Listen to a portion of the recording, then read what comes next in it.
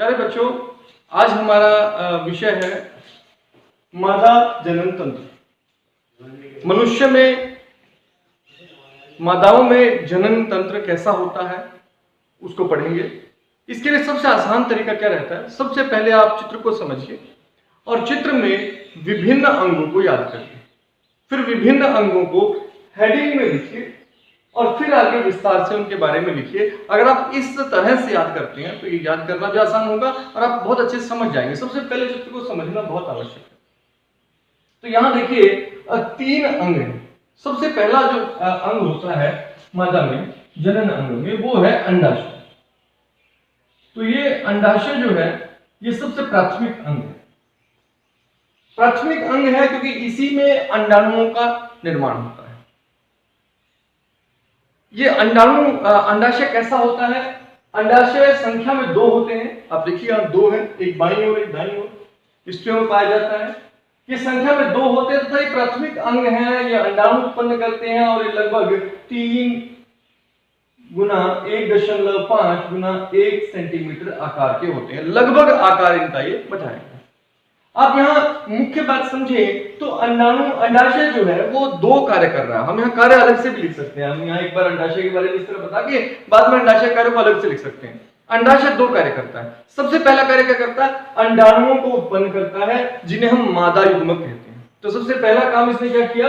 अंडाणु उत्पन्न किए। हम इसको साथ साथ नोट करते रहेंगे ताकि हमें आसानी हो जाए याद करने में भी। तो अंडाणु उत्पन्न करता है, एक पहला काम है। और दूसरा काम क्या है इसका? दूसरा काम है प्रोजेस्टेरोन नाम का हार्मोन स्रावित करता है, जो कि स्त्रियों में स्त्रोजित जो लक्षण हैं उनके लिए विशेष कारगर होता है। तो उसका पहला काम क्या है कि यह अंडाणु उत्पन्न करता है और दूसरा काम क्या है? यह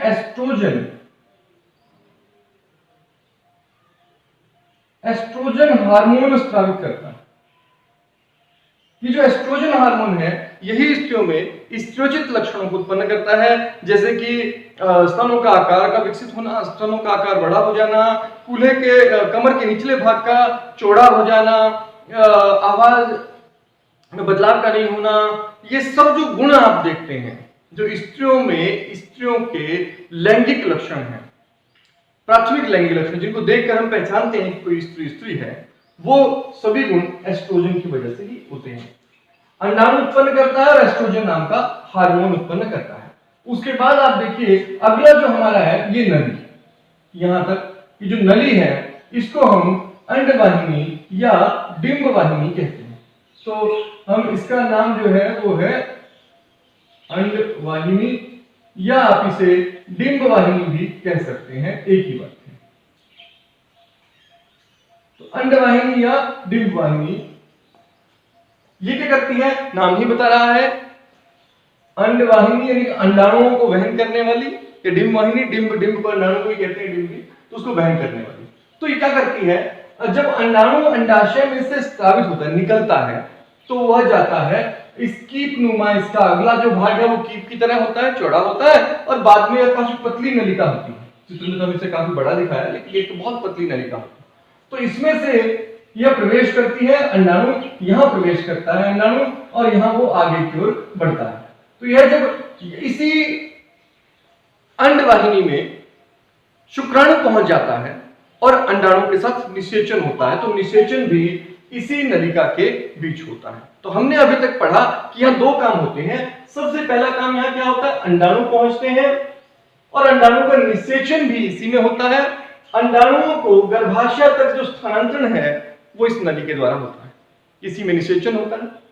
इसके बाद अगला जो है वह थैलीनुमा संरचना है। ये यहां से ऊपर का जो भाग है ये है गर्भाशय। तो ये गर्भाशय है।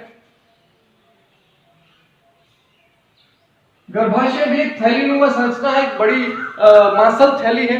इसमें होता क्या है? इसकी भित्तियां जो है मोटी होती हैं और अगर अंड का निषेचन हो जाता है, अंडाणु का यहाँ निषेचन हो जाता है, तो उसके बाद अंडाणु इसी पर स्थापित होता है। यहाँ अंडाणु विकसित होता है, स्थापित हो जाता है अपरा द्वारा, यानी कि प्लेसेंटा द्वारा वो इससे जुड़ जाता है और उसके बाद इसी में से आपको भ्रूण जो है इसके साथ जुड़कर विकसित होगा। तो इसका जो अगला हिस्सा है वो थोड़ा संकरा होता है, निचला हिस्सा जो इसका पतला होता जाता है और नीचे संकरा हो जाता है। तो जो संकरा हिस्सा है जो अगले भाग में खुलता है इसको हम कहते हैं ग्रीवा। ये जो हिस्सा है ये है ग्रीवा। तो गर्भाशय आगे खुलता है योनि में, ये योनि है। योनि एक पतली पेशीय ट्यूब है और ये शिशु को ग्रहण करती है। संतान का जन्म भी इसी मार्ग से होता है, इसलिए हम इसे जन्म नलिका भी कहते हैं। तो हम फिर से एक बार समझते हैं, हमने जब मादा जनन तंत्र की बात कर रहे हैं तो मादा जनन तंत्र के हमने 4 भाग पढ़े। पहला भाग हमने पढ़ा कि ये है अंडाशय, दूसरा ये जो एक जोड़ी अंडाशय है, दूसरा भाग हमने पढ़ा अंडवाहिनी, और तीसरा जो भाग हमने पढ़ा वो है गर्भाशय, और चौथा जो भाग हमने पढ़ा योनि। तो जब चित्र में आपको ठीक से समझ आ जाए, आप इन्हें ठीक बना लें, इसके बाद आपको दिमाग में बिल्कुल क्लियर रखते हुए फिर आपको इनको सीक्वेंसली हेडिंग के रूप में लिख देना चाहिए। नंबर 1 अंडाशय, दूसरी अंडवाहिनी, तीसरी गर्भाशय और चौथा योनि। अब फिर हम इनके बारे में आगे विस्तार से पढ़ते हैं क्या क्या है इनके बारे में। तो अंडाशय ये संख्या में 2 होते हैं, जैसा आप चित्र में देखते हैं इस संख्या में 2 है, संख्या में 2 होते हैं तथा ये प्राथमिक अंग है। प्राथमिक अंग क्योंकि जनन के लिए जो अंडाणु है यानी कि मादा युग्मक है वो इसी में उत्पन्न होगा, इसलिए प्राथमिक अंग है। ये प्राथमिक अंग है, ये अंडाणु उत्पन्न करते हैं। ये लगभग इस साइज के 3 गुना 1.5 गुना 1 सेंटीमीटर आकार के होते हैं। आप इतना लिख सकते हैं। इसके बाद अगर आप इसे विस्तार से लिखना चाहते हैं तो आप अंडाणु के कार्य की अलग हेडिंग बना सकते हैं।